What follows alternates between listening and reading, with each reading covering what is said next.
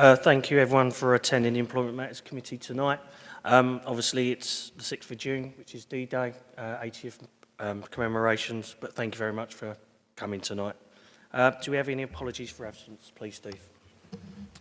We have apologies from Councillor Hamilton, and Councillor MacDonald is substituting. And we also have apologies from Councillor Fern, who is stuck in traffic.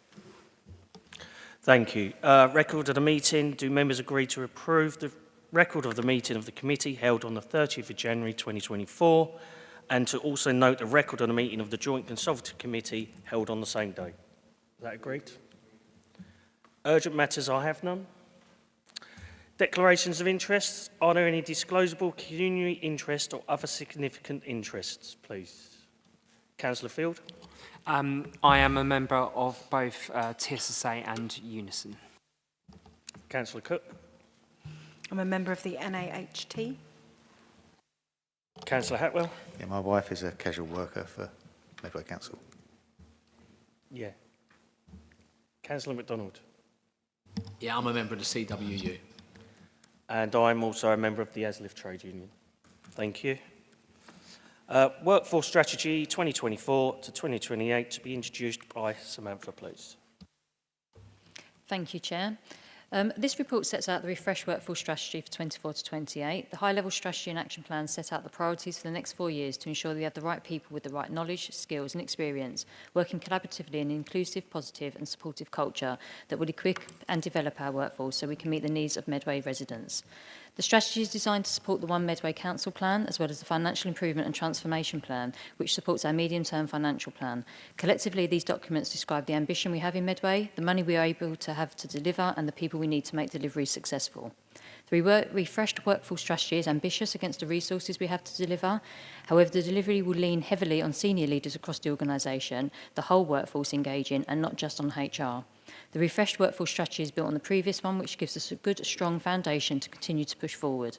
We've already started and are implementing a play review, career progression and career frameworks, leadership training, and we've enhanced our employee value proposition, as well as a new set of values. The strategy focuses on 3 main priorities: Workforce 2028, enabling our people to develop, engaging, rewarding and wellbeing. Each priority has a set of goals and a higher level action. Typically, our workforce strategy has been a static yearly process. However, there is a clear drive to ensure that that is no longer the case, and the focus needs to move away from just headcount and cost efficiency planning, which would often take place at the budget forecasting period. The Council's workforce needs are incredibly complex, and this has become more complex over years. This strategy needs to be a live document, and it needs to flex with the needs of the organisation and the people that work within it. If we are to focus a better workforce strategy, we need better workforce data that enables analytical-driven decisions, plan for what-if scenarios, and analyse how our workforce needs to evolve as technology and the market changes. We currently have a survey out, and we expect the workforce strategy will need to be flexed in terms of what people are telling us in certain areas. The survey closes tomorrow, and that will be presented to corporate management team in about 6 weeks. The workforce strategy has a high-level plan, and it has not captured every detail, as there is a number of other targeted strategies that support this one. The employee engagement strategy and the equality, diversion and inclusion strategy, which came to this committee early in the year, and also the learning and development strategy, the recruitment strategy and the reward and recognition strategy, which will be due later in the year. Tonight, committee are asked to acknowledge the strategy as it exists, offer up comment. I'm happy to take questions and endorse us moving forward with it. Thank you. Thank you. Any member? Councillor Oakwell.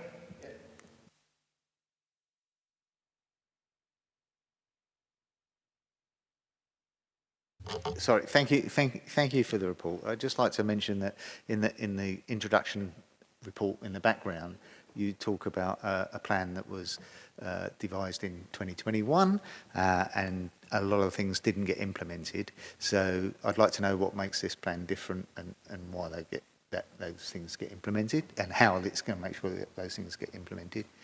I also am concerned that 40% of the workforce is 50 plus, and yet we are very under the national average with 16 to 24-year-olds, and I have a concern that the 16 and 24-year-olds aren't learning with through working with other people in the office as they would do normally because of home working.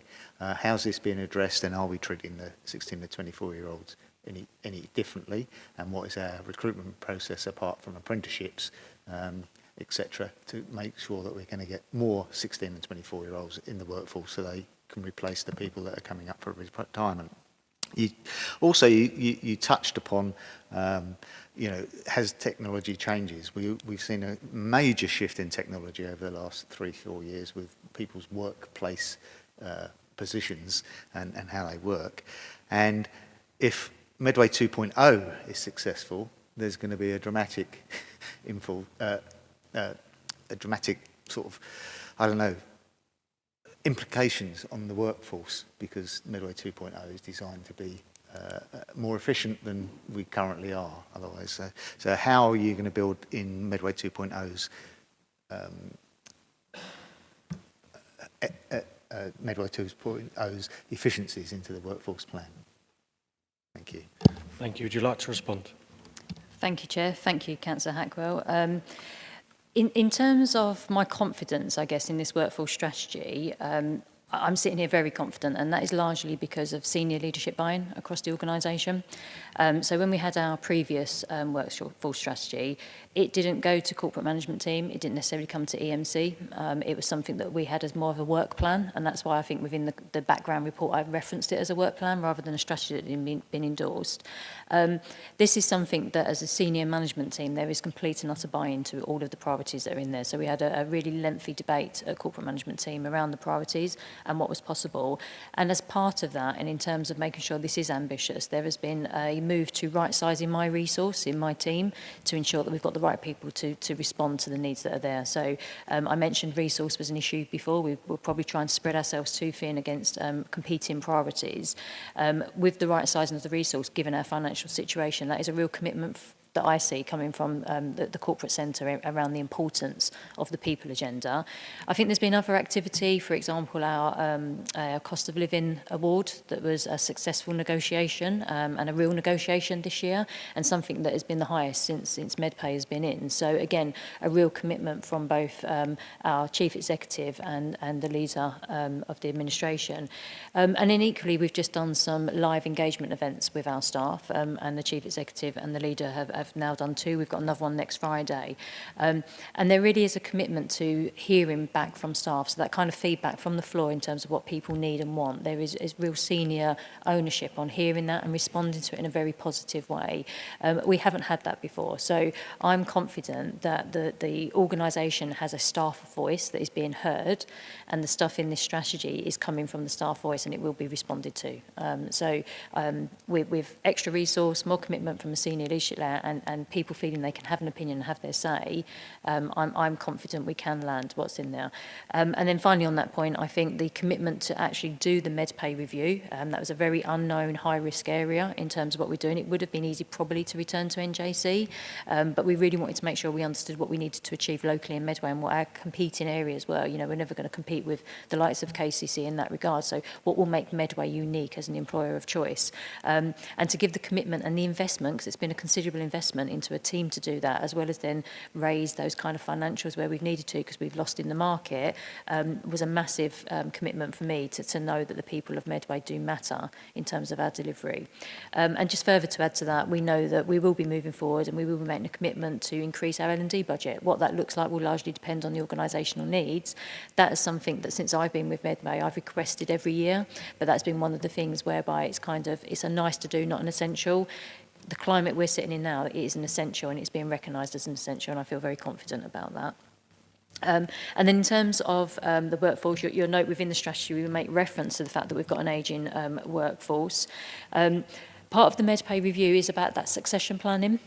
So the way that the MedPay review has been built around people coming through and working across the 9-box diamond is to ensure if we've got single points of failure or we've got issues where we know people will leave the organisation because they might take early retirement, the new appraisal forms that we've built in are much more talking around the career opportunities, not just the objectives. So there's a cultural shift around people understanding and people feeling confident to go, actually, I'm only here for a year, and start training people within that space to backfill that. But more more to your targeted question around what we're doing about attracting young people, later in the year you will see a recruitment strategy come to this committee.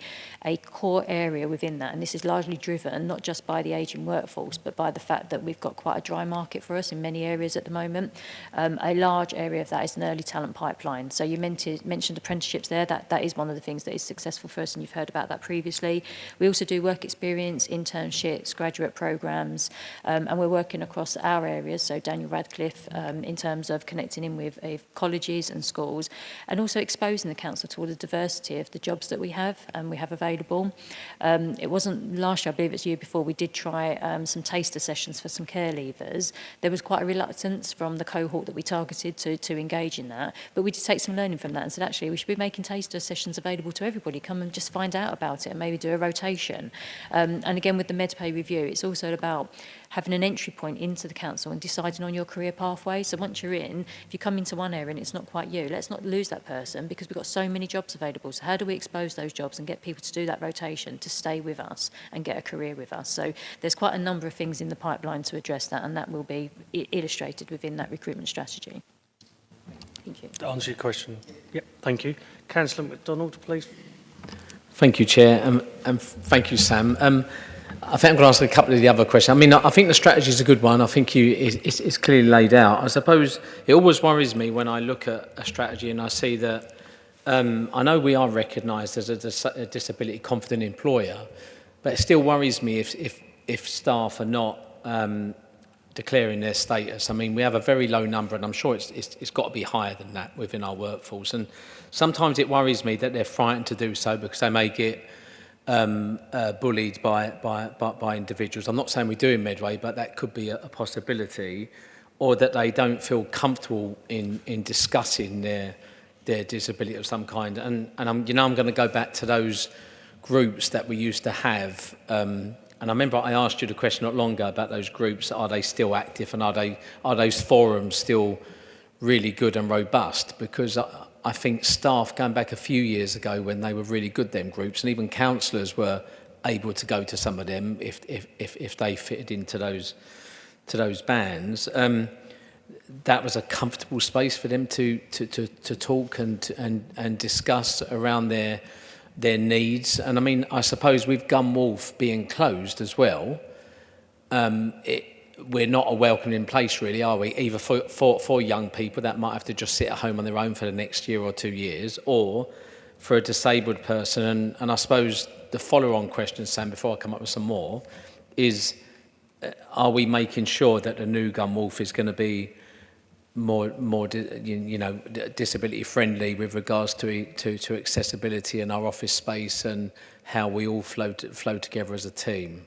That's my first point. So one, about the forums, Sam. Two, about why staff not confident in coming forward with their disability, and also are we making sure the new premises are going to be suitable? Sam, do you want to respond? Thank you. Yeah, thank you, Chair. And thank you, because there was a part of a question that Councillor Hackmer asked that I didn't answer, so you've covered that one, so I appreciate that.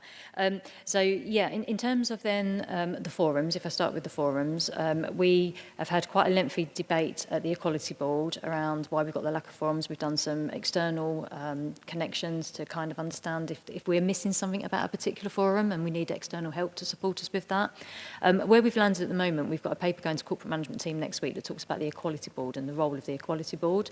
And some of the soft feedback we've had around perhaps why forums are not active is, one, people are not being given time to attend the forums, or it's not felt as it's a priority. And also, if you are kind of the chair of that forum, you do need that protected time. It can't just be bolted onto a day job. So although we did try and have protected time, which I believe from memory it might have been 10%, I'd have to check that. I don't think that was widely publicised or implemented, so that's been raised.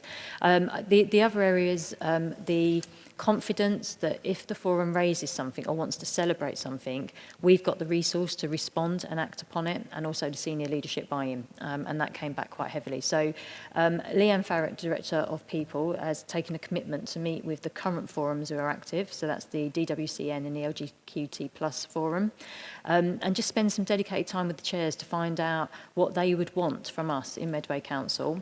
Within our current survey, we've asked the whole workforce if they recognise the previous forums we had in place, and would that be something of interest? Or is there any other forums that they would like to see us start to represent in the sense of carers, neurodiversity, that kind of thing? So the survey closes tomorrow, and I do imagine there will be quite a lot of rich data in there, which Leanne will continue to champion from a senior management point. So I think we will be able to get momentum behind the forums. It's just going to take a little bit of time. And what we agreed with Leanne is once we've got that survey back, you know, we will do some drop-in sessions and invite people who hopefully will voluntarily come along and talk about their desire to be part of a forum and what that could look like. And one of the key things that's always been raised is whether or not there will be a senior leadership champion for the forum. So it's been given some autonomy and some voice. That hasn't necessarily happened before. We have given the forums budget. So if they want to put an event on or raise awareness about something, there's always been a small budget there for them. But I think they just need that mandate really across the senior leadership thing to give it some weight. So there's a corporate commitment to make sure the forums we've got are the right forums and they are supported. That's one side of it. And then in terms of going into the declaration rate, we recognise that we, across a number of areas, have got either it not completed or actually people saying, I prefer not to say.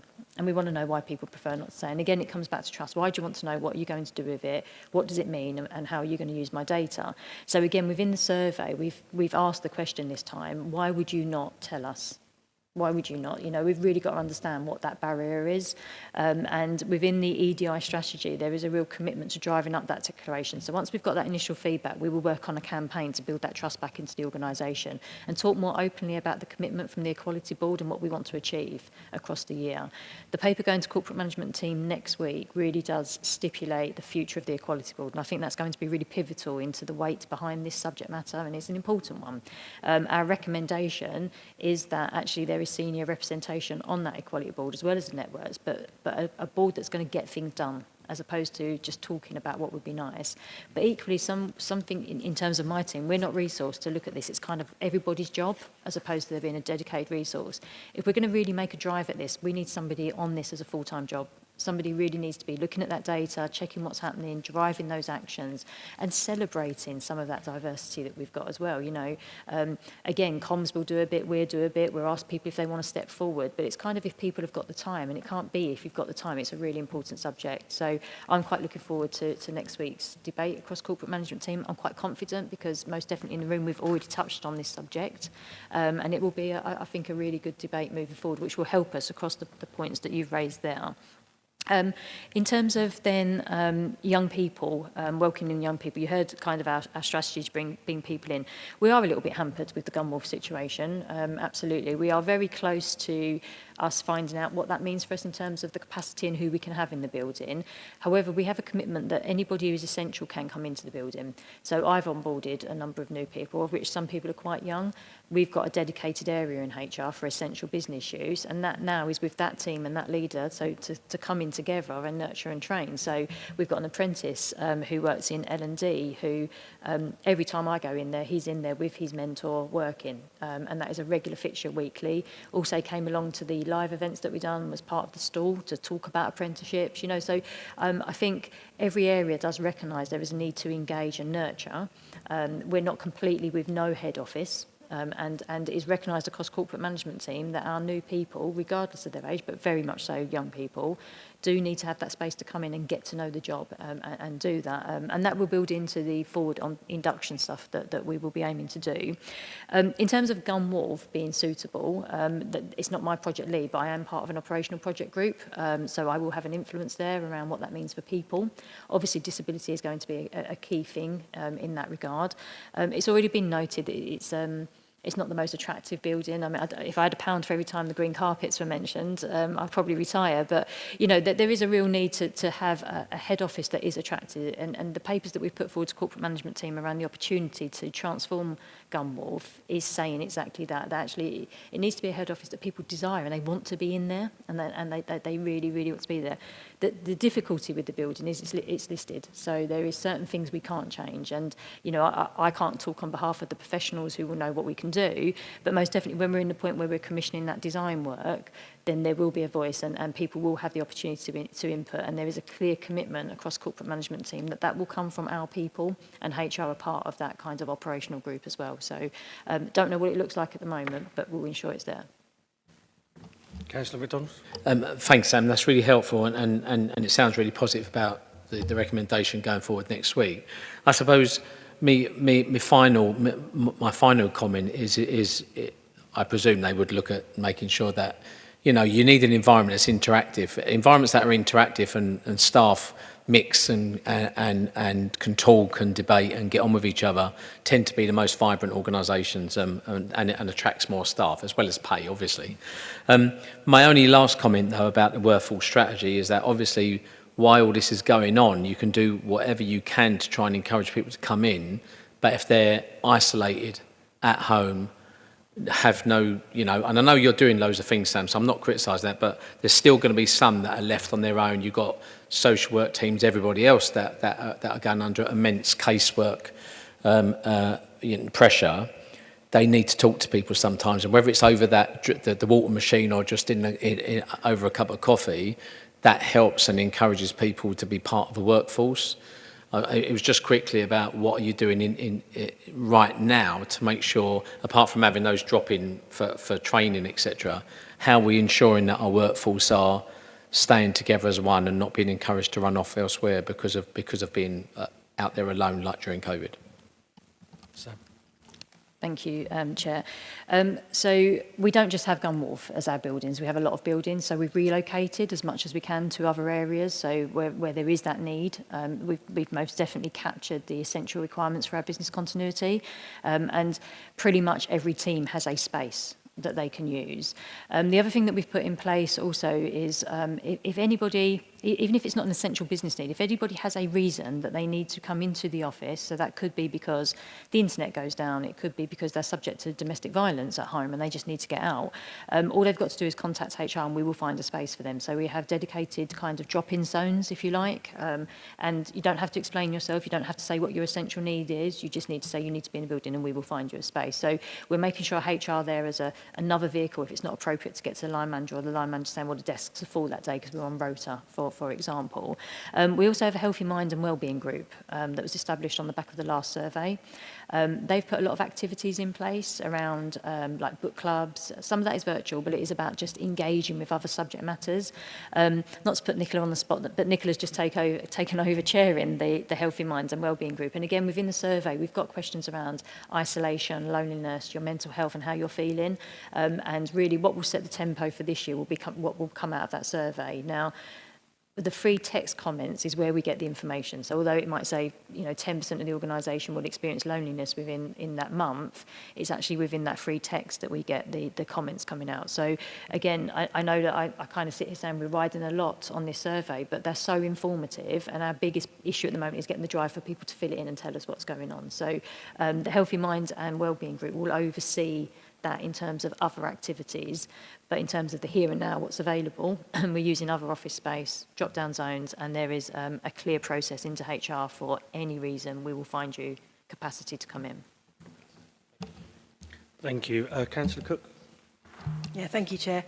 Just to echo what others have said, I really welcome this strategy. I think it's really exciting. I think there's some really fantastic work in here. I think the links to the vision and values and the work that we've done on the One Medway Council Plan are really positive. I think if I've understood this correctly, it in some ways changes and ties together the work of this committee, because it feels like a vast number or all of the strategies that we're going to consider over the coming year. You've already mentioned recruitment, L&D is there all the way through, equality, diversity, all of those kind of pieces of work around our people are going to hang from this document. And so firstly, I really welcome the kind of priorities and particularly the values around that. And I'm going to be really interested over the coming years to see how they are translated into those individual strategies.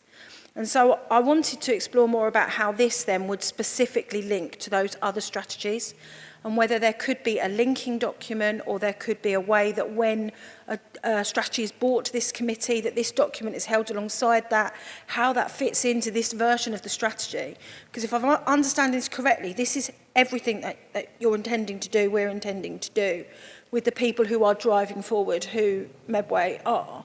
And so then when we look at recruitment, when we look at L&D, I want to be able to look back to this document and hold it in the light. So that was my first question. Secondly, then, talking about something specific in that, like L&D. You know, lots of questions which I know your answer will be, when we look at the L&D strategy, we will be able to discuss, because there are questions around pathways and whether we are encouraging people in one area to train perhaps in new skills which might help in another area where, for example, we have more interim staff, or in talking about working with more younger people, is there a particular pathway to encourage those people? I'm not expecting to have all of those answers tonight, but I'd like to be able to look at this strategy in light of that and compare it across. And then thirdly, and this might be a little bit specific, but the page around what good looks like. Obviously, there are education backgrounds, healthcare backgrounds represented here, and whether good is a high enough ambition. And we should be talking about outstanding or excellent or best practice, and what the kind of levels towards that are, and around the kind of, and I know you've talked lots in here about tying together qualitative and quantitative measures, and that will be in the individual strategies as well. But how do we know?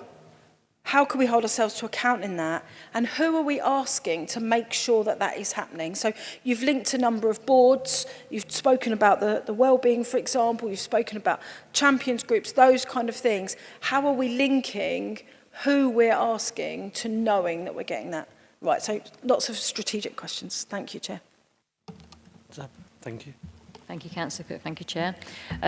Yeah, so absolutely, the strategies that spin off this, we will clearly be able to demonstrate where they fit in with the overall workforce strategy. But I think there's another document we need to be mindful of at this committee, which is the Financial Transformation Improvement Plan. So within there, you'll find a number of the workforce actions that are listed within that. And that goes to corporate management team. Obviously, it gets presented. So I think it's almost looking across the two, actually, because that needs to tie together, because that's a key component that runs alongside our one council plan as well as this. And if you look at the kind of covering report that goes in that talks about our one Medway Council plan, it's a bit of a diagram, really. So you've got the one council Medway plan, you've got the medium-term financial budget outlook in terms of what we're doing in the mid-year point, you've got the financial and transformational improvement plan, but sitting alongside that, you've got the workforce strategy. So it's a really key, important document within that array of how Medway are going to do things moving forward. So yes, absolutely, the strategy is coming forward, we can link to this, but we'll also link it to the financial improvement transformation plan as well, because I think that is an equally important document that we must track this year. Obviously, the one Medway Council plan, we're not necessarily featured in that, but in order for that to happen, we've got to do all of this to have the people to deliver, so that speaks volumes within itself. In terms of some of the questions you had on the L&D pathways, you're right, it will be detailed within the strategy, but most definitely part of the work we've been doing across the MedPay review team is those transferable skills. So that, you know, I mentioned about the entry point, people coming in and have an opportunity to do careers across Medway, but it's equally important if you get to a certain point and you feel this isn't for me. You might have been there a couple of years, you might have gone up a couple of promotions, but realise actually what's above now doesn't appeal and I want to do something different. So we're doing work around those transferable skills, and the career pathways we've got will clearly show people opportunity if they need to gain additional skills because they've already got some that will move them to another career path. And that's why the Medway project that we're doing is so interlinked to all of this, because actually it's changing the culture in terms of how we view careers, progression, training, as well as pay. And it's one of the main projects, if not the one at the moment for us. So yeah, that is happening, and that is work that's ongoing and will be articulated in detail within that. The what good looks like, I like that, outstanding, best practice. You know, I said the strategy is ambitious, it is, but that language good doesn't feel ambitious, does it? So absolutely, why not? Why don't we do that and change that and you know, really go for it? Because the reality is that everything that's in that strategy, you know, we had a previous meeting where it was mentioned, you know, these are things we should be doing. Absolutely, we should be doing it, but we've got to do it well. Don't want to just tick a box. It's got, you know, the MedPay project, the reason it's taken so long is because we want it to be sustainable. I don't want to be in 4 years having to do this again. So what we're doing, we've got to do well. And to do it well, it's better than good, isn't it? Okay, so absolutely, I like that point and we'll take that away. And in terms of who are we asking, there's two layers for me, really. One is the kind of leadership layer, because a lot of this, as I mentioned, in terms of it not just being HR, has got to be driven by leaders. Okay, we've got to invest in our leadership arm, and we've got to get leaders in the space where they feel competent enough to do what we're asking them to do. HR can't do all of this, but this is often seen as a HR job, you know, so those career conversations is often seen as a HR role to undertake. I think it was in the last staff survey, there was a couple of comments where I can't believe HR don't even contact the people when they go off sick. That's a line manager role. So I think, you know, equipping line managers with what their role is around the people side is going to be really, really important. And whether we get that right or not will largely depend on the actions they're taking and like the cases we get on the development, the retention, the turnover, and so forth. So there'll be a number of key metrics we'll be looking at changing across that. But ultimately, it's the staff that work for Medway. So it's that experience when you come and you're attracted to us and you stay with us, and then the experience you have when you progress with us. A lot of the staff survey focuses around the engagement strategy, where a lot of this features. So we haven't necessarily gone into the pay side of it because we're in the middle of that change, pay, in this particular strategy. But the 5 kind of priorities within that are the ones we're measuring currently against the engagement strategy.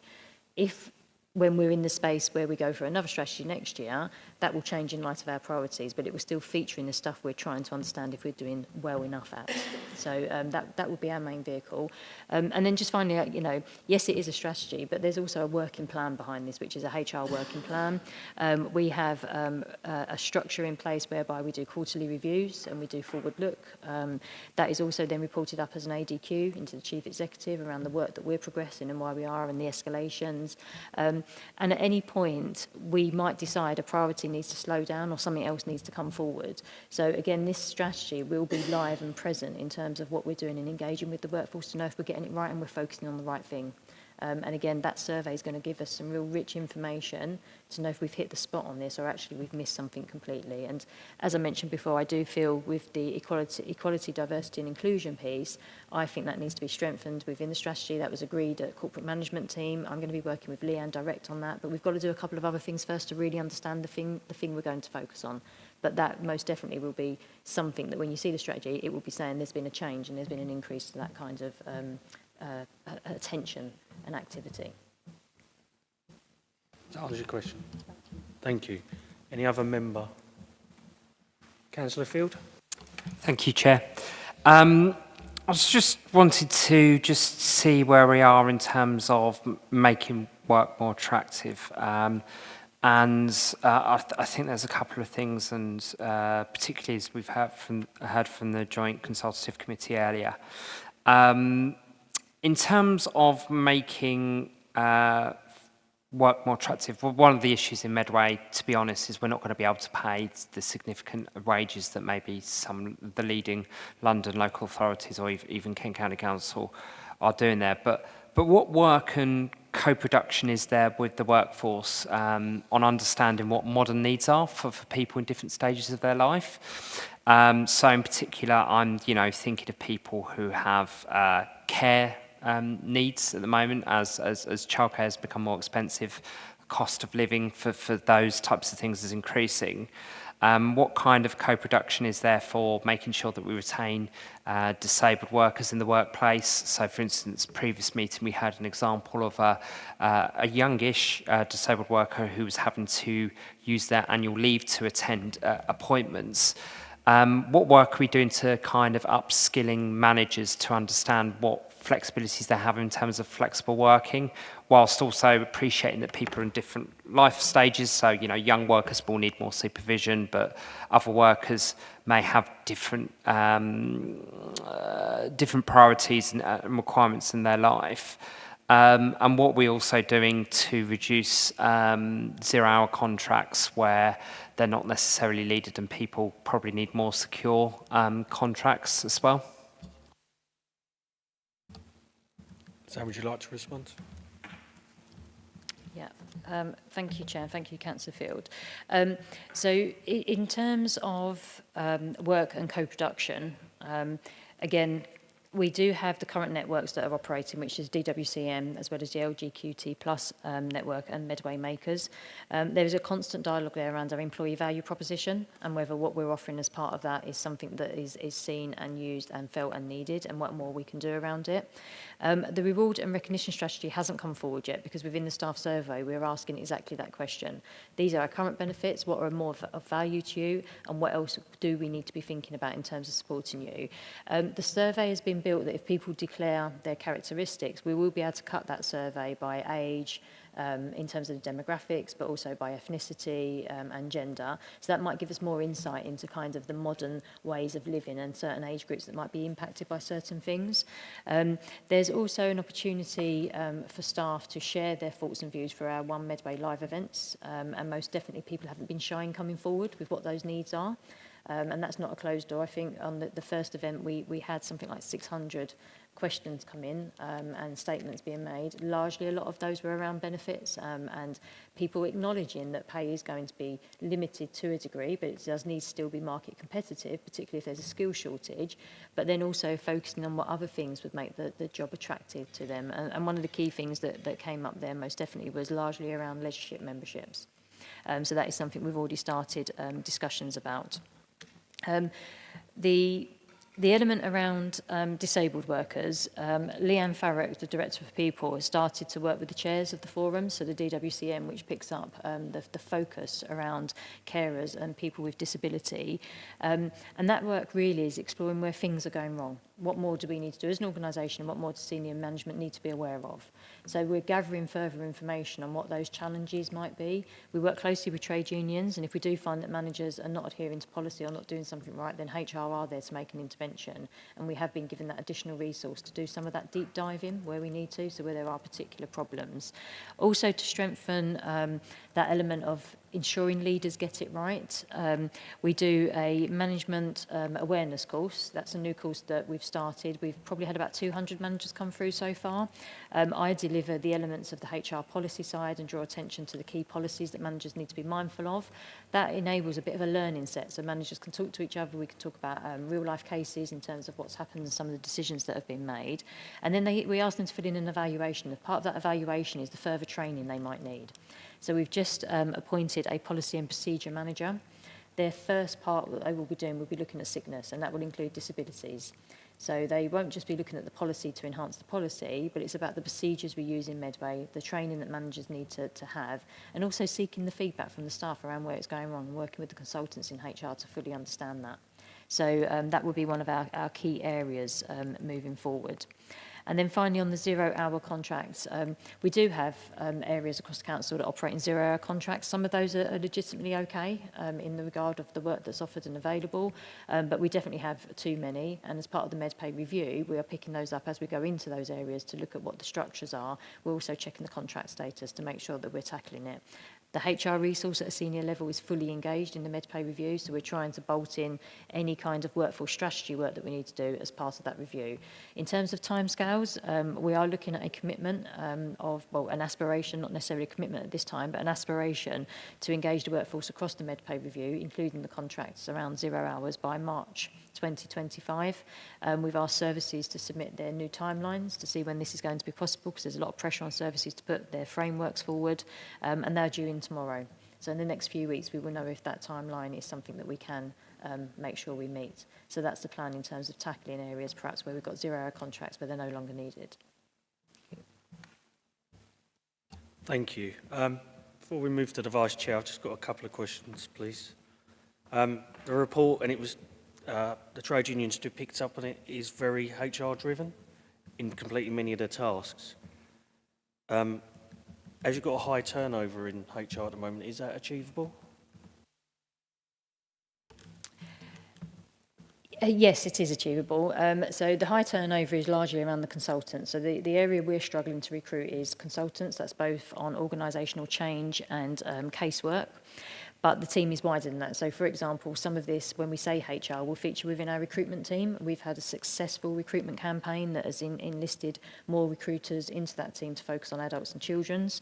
It also focuses on our L&D team, largely. And again, we've got a stable team within L&D without high turnover. So, given HR, in its sense, is all of my team, The small area I do have is the casework, but we have appointed to the policy and procedure manager. The casework is the active stuff. But I'm confident with the last campaign that went out, we've got a couple of good applications that this time round we might be in a position to. If we're not in a position that we can recruit, we will need to look at a skill shortage payment, because clearly there is a skill shortage available to us across that area. But what we've done in the interim, because this campaign, one of them has been going on since last October, is we've appointed a trainee consultant. So that wasn't something we had before. The individual has hit the ground running and is doing remarkably well, and I have no doubt that they will become a fully fledged consultant very soon, and we put a training programme in place. So we are looking at ensuring that is a less of a risk, but given all those actions don't fall on the team where I've had the high turnover, I'm confident these are all within our plans. We do our quarterly planning. We know what's expected in terms of the delivery. We might get derailed by sickness and unfortunate events, but with what we've got and the planning we've got in place, it's ambitious but achievable. And thank you. Just one last observation, really. It's been picked up of isolation, young people lacking that experience in the workplace, disability, etc. But what is the markers? Because you said they can pop in and they can request the workplace. But how do we pick someone that hasn't contacted the organisation for so long?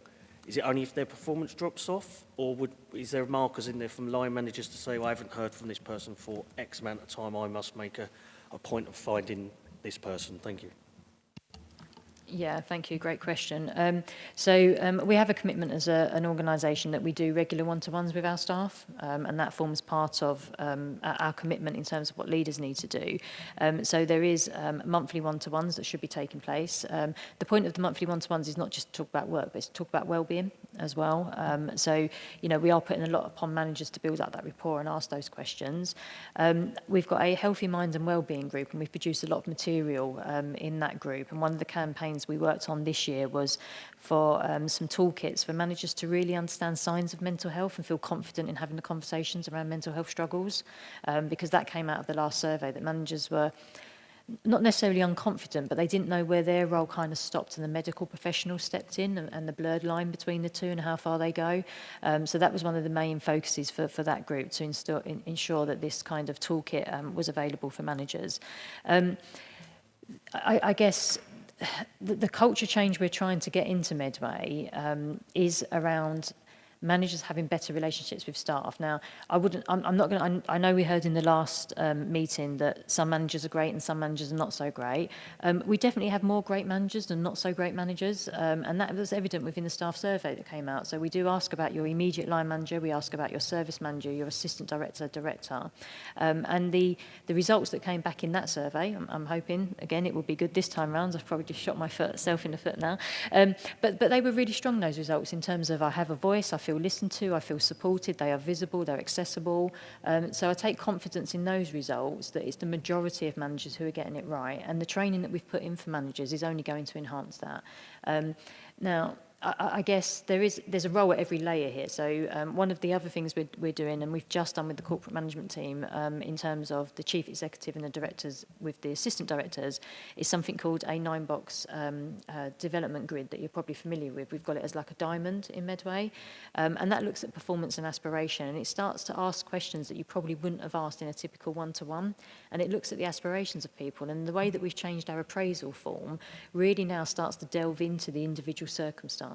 So if you don't want to progress, that's okay. You're equally as valuable to us, and we're not going to push you, but how can we support you? How can we engage you? And how can we make you feel valued rather than taking you for granted? And what the feedback's coming back from there is some people now are really just openly talking about things they wouldn't naturally talk about.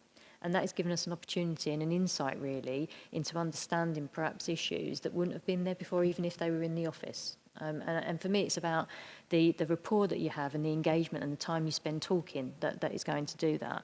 There is a criticism that where we're not in the office so much, you don't get the corridor conversations or the tea room conversations, so to speak.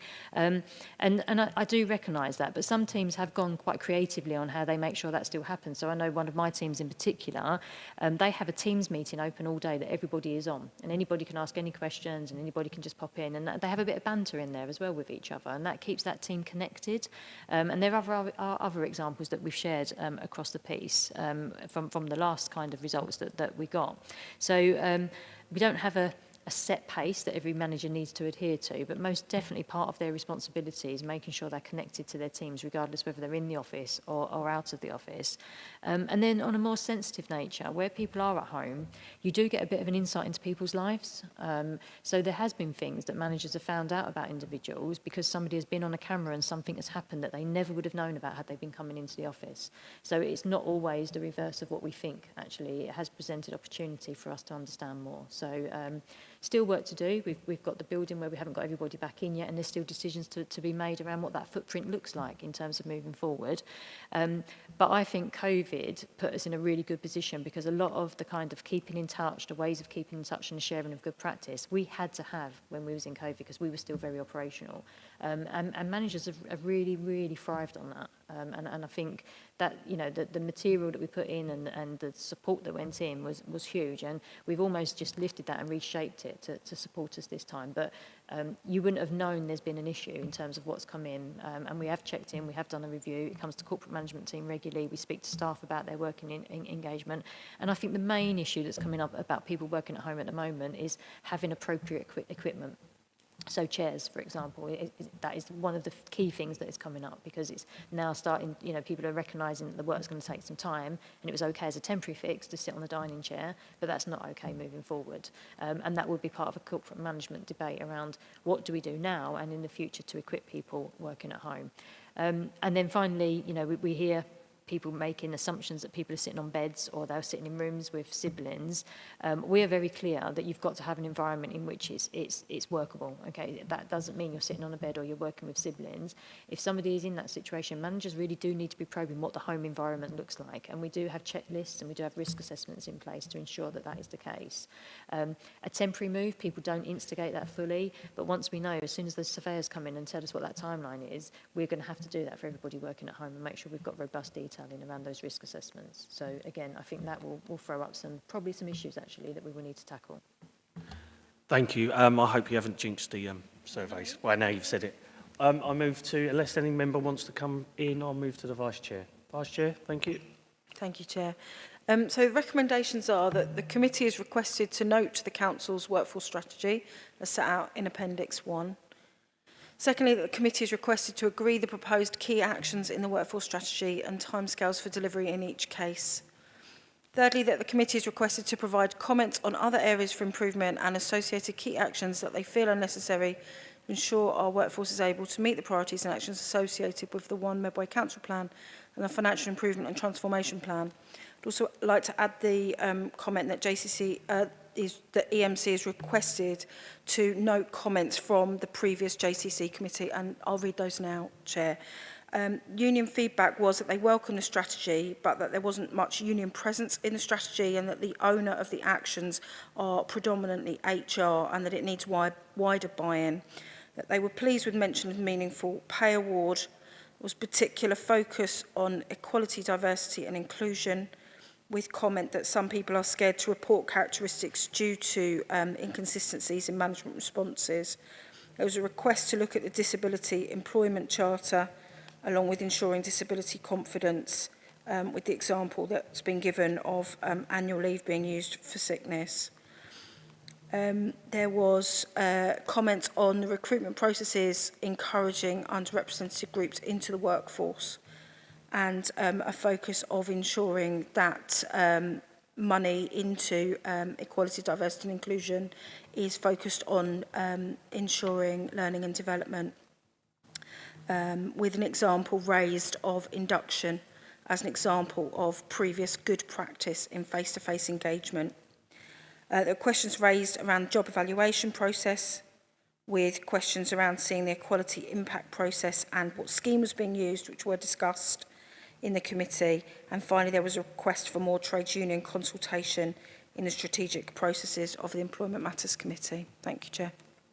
Thank you. Is that seconded? Councillor MacDonald. Is that agreed? Yeah, agreed.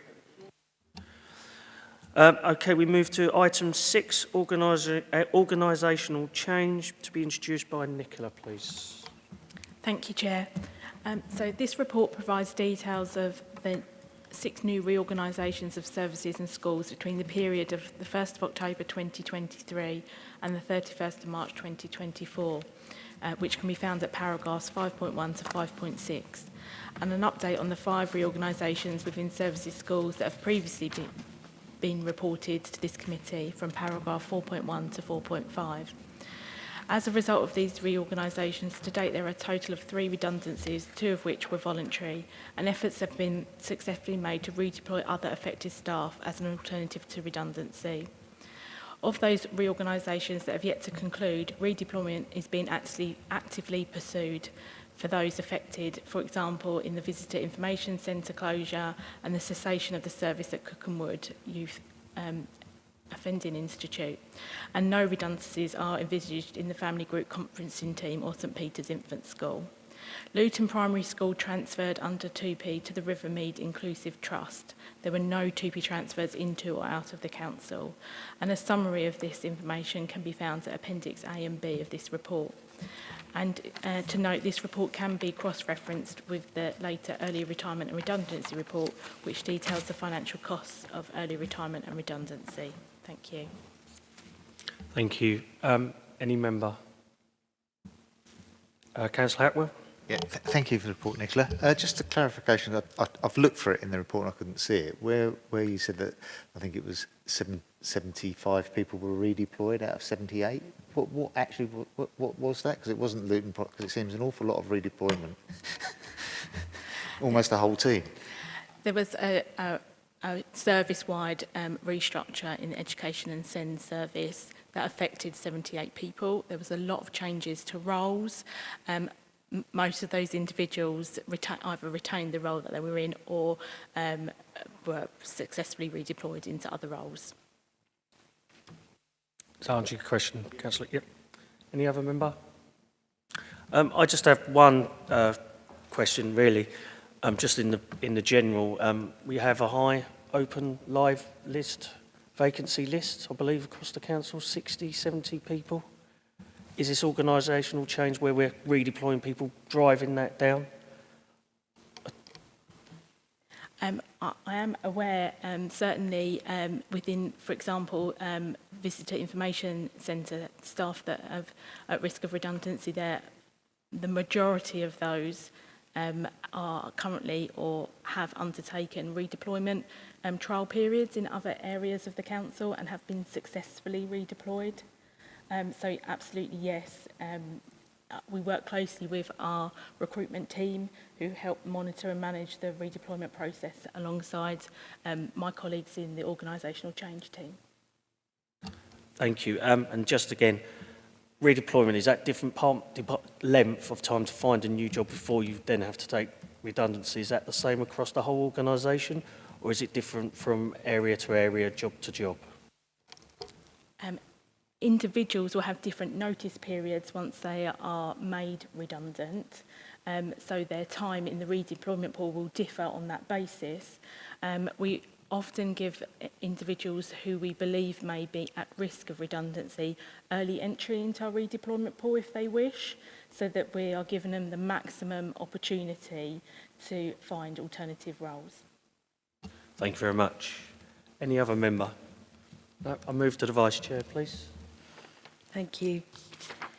The Employment Matters Committee is asked to note the present position and the support arrangements for staff, and to note comments from the previous JCC, which were that it was good to see redeployment to avoid redundancy, but to note that staff are worried about the financial situation and the request to have care in the way these reports are constructed to ensure that colleagues who may be affected aren't finding out about things from the reading of these public reports. Thank you. Is that seconded? Councillor Field, agreed? Agreed. Okay, we move to the last item, item 7, early retirement and redundancy payments, which will be again introduced by Nicola. But if any members want to discuss the appendix for early retirements, then we need to do that in private. So does anyone wish to discuss the appendix?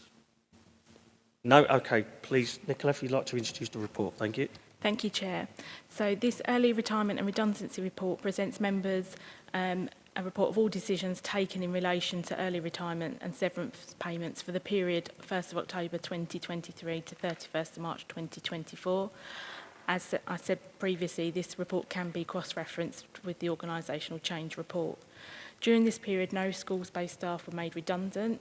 There were 3 council staff who were made redundant, 2 of which received a redundancy payment, which totalled £29,888.33. Thank you. Any member? No, I'll move to the Vice Chair then, please. Thank you, Nicola. Thank you. The committee is asked to note the report and secondly to note comments from the JCC, which was a request to consider the impact of flexible retirement and the impact of the cost of this, and for this to be reported annually in this report. Thank you. Thank you. Is that seconded? Councillor MacDonald? Agreed? Agreed. Thank you. I declare the meeting closed. Thank you very much.